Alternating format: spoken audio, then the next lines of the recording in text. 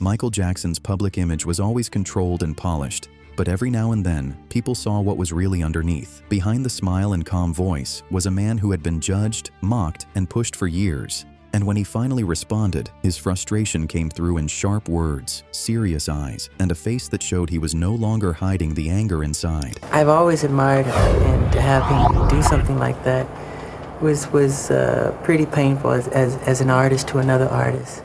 And it's sad because, well, I think what Stevie Wonder said is true. And I just don't want to say too much more than that. But he should be ashamed of himself, what he's doing. I've never attacked another fellow artist. Great artists don't do that. You don't have to do that. As you can see, Michael Jackson was deeply angered and offended by Eminem's 2004 music video for Just Lose It, which harshly mocked his plastic surgery, the 1984 Pepsi burn accident, and the allegations against him. But in the next moment, you will see him getting angry at the music director live on stage.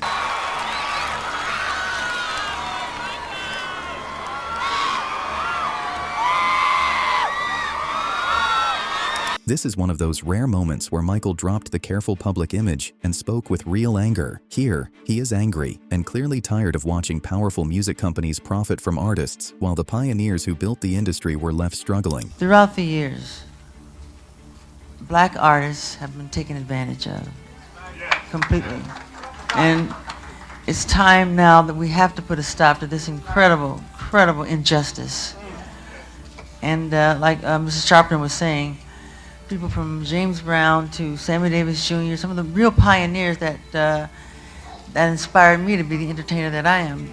These artists are always on tour because if they stopped touring, they would totally go broken. And it's been, the record companies really do conspire against their artists.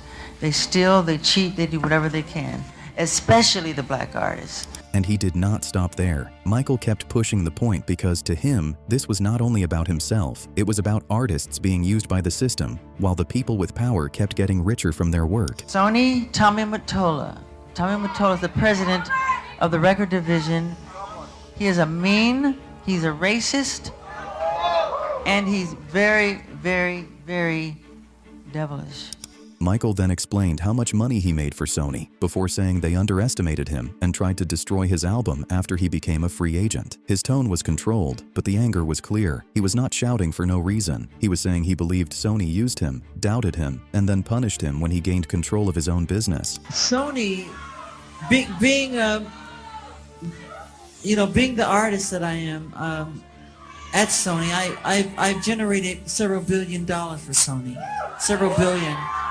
And they really thought that my mind is always on music and dancing, and it usually is, but they never thought that this performer, myself, would outthink them.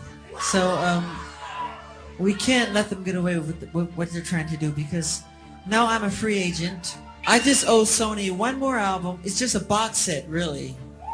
It's with 2 new songs, which I've written ages ago. And this is where the anger became more personal. Michael was not only speaking like an artist who felt mistreated, he sounded like someone who believed powerful people tried to damage his work because he became too independent and too hard to control. I'm telling you the truth, I write at least 120 songs every album I do. So I can do the box set and just give them any 2 songs. So I'm leaving Sony a free agent, owning half of Sony.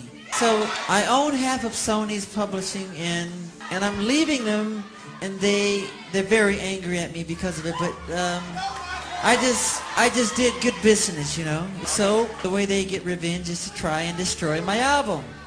But I've always said, you know, good art never dies. In another moment, Michael openly said he was tired of people lying about him. He explained that when he got angry enough, he would write down what he wanted to say so he could set the record straight. This was not Michael trying to entertain anyone. This was him showing real frustration after years of being misrepresented. Whoever humbled yourself like this child is the greatest among me. And he always surrounded himself with children. And that's how I was raised, to believe and to be like that and to imitate that. So I don't know what you're trying to make out of it. I made a list of things. When I get angry enough, I write down what I want to say and what I want to talk about to set the record straight. Because you get to a point where you get tired of people lying. I get tired of situations like this, where people completely lie on me, and I'm sick of it. That same frustration showed again when interviewers kept pulling him back into rumors about his face and skin. When the questions moved toward his appearance, Michael sounded exhausted. He called the stories false and made it clear that tabloids had been selling nonsense about him for years. Do you think that people do go too far with plastic surgery, generally? Do you think it's become... So why are you so defensive when people say, Mick Jagger's had one, Paul McCartney may have had one, oh, Michael Jackson's had one? They don't do it that way. What do they do? They just pick on me like I'm the only one that does it. That's why. So if people said, well, actually, Michael's the same as everyone else, Yeah. then it wouldn't upset you so much. It would upset me so much. You know, if you want to have a facelift, you have a facelift. Yeah. If it makes you happy. But as the questioning continued, the frustration became even more visible. Michael did not explode, but his answers became sharper, and you could feel that he was tired of having to defend the same things again and again. You talked about how when you went through adolescence, Yeah. you had a terrible time. Yeah. And in fact, I had a look at some pictures of you during that period. And you did have a lot of spots. Yeah. Yeah. And being shy about it, I am and was, and even worse than. Terrible. It was like a disease. There were also moments when Michael's anger came out around his own family. While performing with his brothers, he wanted to speak, but people kept interrupting him. What started like a normal concert moment suddenly became tense, and you could feel Michael losing patience in front of everyone.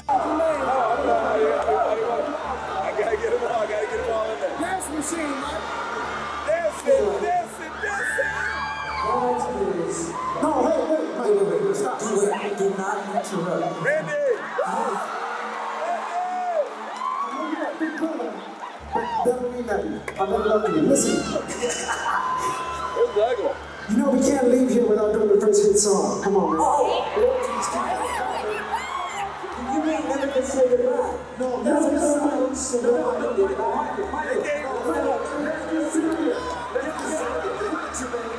Mike, we're talking about I want you back. Do you want to hear I want you back?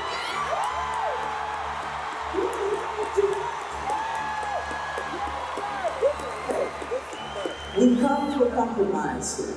Okay. Well, you don't want you back. I'm ready. But let's do it the way we did in 1970 on the inside. But not every angry Michael moment was loud. Sometimes the tension showed through short answers, silence, and the way he looked trapped by the questioning. In this clip, Michael sounds uncomfortable and defensive as he is questioned about medication and legal papers. He is not yelling, but the pressure in the room is obvious. You gave a power of attorney to Dieter Weisner and Ronald Conitzer when you were under the influence of prescription medication? Could have been probably. So that's probably? Probably, yes. Probably. Were you impaired by the taking of prescription medications or something else at the time you signed these two documents? Could have been. Okay. Is that your best recollection, is that you signed these while impaired, not knowing what they meant? You could maybe say so, but I don't remember them. Weren't impaired by the taking of prescription medication at the time you signed this? Could have been. I don't know. How long during 2003 were you impaired because of the taking of prescription medication? I don't know. Then the questioning continued, and Michael kept giving uncertain answers. It showed a different kind of anger, the kind that comes when someone feels cornered, tired, and forced to explain things under pressure. These moments prove that Michael's anger was not always explosive, but when it appeared, it came from years of frustration, pressure, and feeling like the world kept twisting his words. During the period of time you were taking this medication where you weren't impaired, did you ever tell one of your advisors that you were concerned about your impairment and they better watch what you're signing during this period of time? Not that I recall. As of July 3rd, 2003, were you still at times impaired because of the consumption of prescription medication? I'm not sure. It's possible you were still impaired. Could be. If you want more videos like this, hit like, subscribe, and share your thoughts in the comments.